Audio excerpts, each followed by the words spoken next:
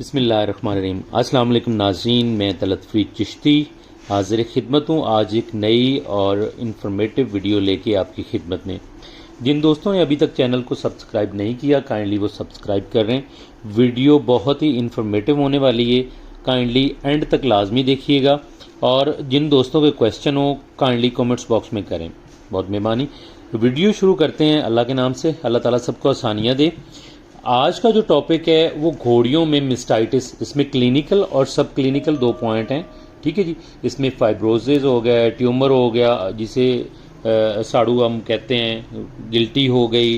नाज़रीन, इसकी जो अलामात हैं घोड़ियों में वो कुछ यूँ होगी कि हुआना पे हाथ लगाने से दर्द महसूस होता है। जैसे आप खीरी देख रहे हैं, इसमें गिल्टियाँ भी हैं और घोड़ी जो है ना पूरी खीरी स्वेल करके खड़ी है। आप देख रहे हैं इसके थनों से लेके, नाफ से लेके ऊपर सार तक जो है ना वो स्वेलिंग हुई हुई है। इसमें हाथ लगाने से दर्द होगा, हुआने का साइज़ बढ़ जाता है इसमें, या हुआने का रंग चेंज हो जाता है। और बाज़ औक़ात थनों के अंदर इन्फेक्शन हो जाती है या थनों में सोजिश आ जाती है। और बाज़ औक़ात बहुत रेयर चांस है कि थनों में गिल्टियाँ हों, हुआना की सोजिश हो जाती है। या कई दफ़ा ये देखा है कि आप बच्चे का जो है ना वो लीक चेक करें तो वो डिस्टर्ब हो जाएगा उसका स्टोमिक, क्योंकि बाज़ औक़ात घोड़ियों में दूध में खून आना शुरू हो जाता है या फुटकड़ियाँ आना शुरू हो जाती हैं। और यहाँ पे जैसा कि नाज़रीन आप घोड़ी को देख रहे हैं, इसकी खीरी सारी स्वेल हुई हुई है। यहाँ पे हमने ये देखना है कि क्या ये जहरबाद है या कोई बैक्टीरिया वायरस है जिसकी वजह से ये इशू बना हुआ है। तो नाज़रीन, इसमें दो चीज़ें अलग अलग हैं। अगर तो ये गर्म है तो फिर ये साड़ू है, फिर ये क्लिनिकल है या सब क्लिनिकल है, उसकी स्टेजेस हैं, ठीक है जी। फिर ये साड़ू है, फिर इसकी मेडिसिन कुछ और होगी।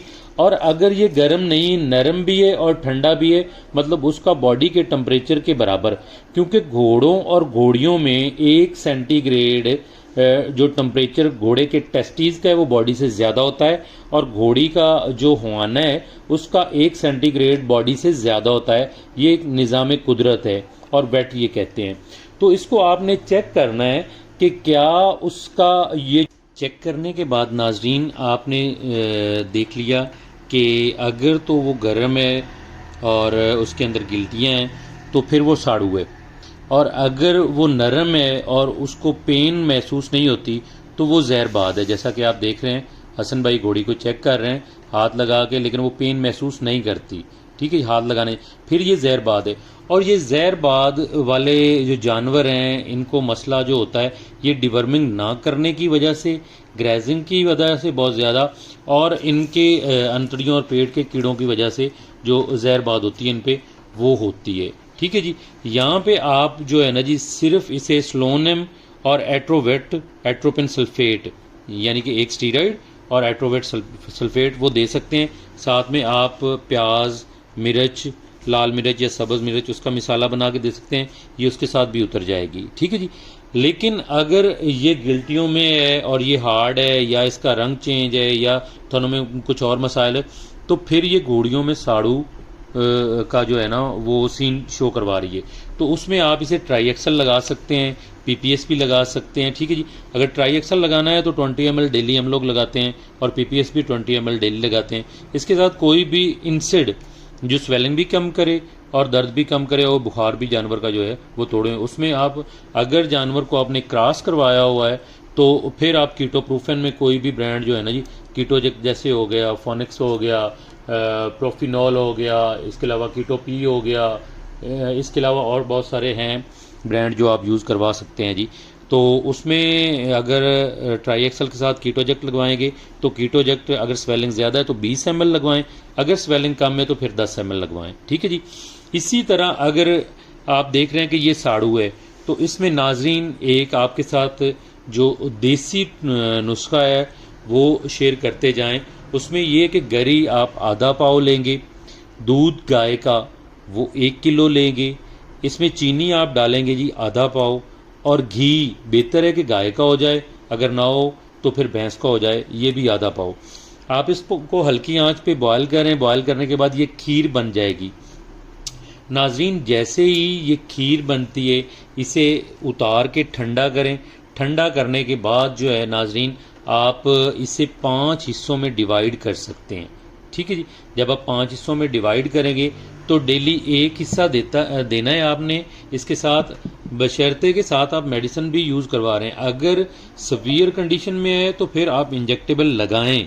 अगर नॉर्मल कंडीशन है, क्लिनिकल है, सब क्लिनिकल है, तो फिर आप जो है ना उसे जस्ट खीर के साथ ही ये आपको 1 से 2 मरतबा मतलब 5 से 10 दिन का जो टाइम पीरियड है ना जी, वो आप देंगे तो ये ठीक हो जाएगी। यानी कि आप डेली एक खुराक देंगे तो ये ठीक हो जाएगी। ठीक है जी, इंशाल्लाह। और अगर इफ़ेक्टेड है तो फिर आप साथ में इंजेक्टेबल यूज़ करवाएं। इसके साथ नाज़रीन आपको बताता जाऊं कि जो भी घोड़ी प्रेग्नेंट है उसे आप फ्लूनिक्सम मैग्नोमाइन नहीं लगाएंगे, कीटोप्रोफेन लगाएंगे। ठीक है जी।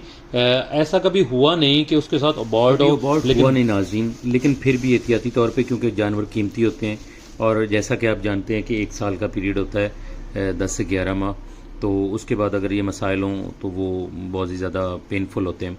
तो नाज़रीन, जिन जानवरों के अंदर ज़हरबाद की वजह से ये हुआने की सोजिश या हुआने के मसाइल हों तो उनके लिए आधा किलो चीनी, ठीक है जी, टाटरी 1 पाव लें, निशादर ठीकरी 1 पाव लें, कलमी शोरा 100 ग्राम ले लें, जौ खार 100 ग्राम ले लें। इन सबको मिक्स कर लें और मिक्स करने के बाद इनमें से एक मुट्ठी भर, मतलब आप उसे 100 से 120 ग्राम जो इसकी डोज बनेगी, ठीक है जी, ये नाजरीन आप डेली बेस पे जानवर को देंगे। ठीक है जी। और ये जो नुस्खा है 10 दिन का ट्रीटमेंट है, इसकी 10 खुराक आपने बनाने हैं, मतलब 100 ग्राम डेली। अगर जानवर बड़ा है तो 120 ग्राम भी दे सकते हैं और अगर जानवर फिजिकली छोटा है तो इसे 80 ग्राम भी दे सकते हैं। नाजरीन, ये थे 2 देसी नुस्खे और एक एलोपैथी नुस्खा जो डॉक्टर हजरात यूज़ करवाते हैं, जो हमने अपने जानवरों पे इम्प्लीमेंट करवाए हैं और हमें इनके रिज़ल्ट मिले हैं। नाज़रीन, इसमें अगर आप शीशा नमक डालना चाहें तो वो डाल सकते हैं, लेकिन प्रेग्नेंट जानवर के लिए वो नहीं डालना जिसमें दमैन घोड़ा आपने मिलाया है। इसी के साथ सब दोस्तों से इजाज़त चाहेंगे, चैनल को सब्सक्राइब करते रहें और अगर कोई भी क्वेश्चन हो तो कमेंट्स बॉक्स में लाजमी करें। अल्लाह ताला सबको आसानियाँ दे और आसानियाँ तकसीम करने की तौफीक दे। अस्सलामु अलैकुम वरहमतुल्लाहि वबरकातुहू।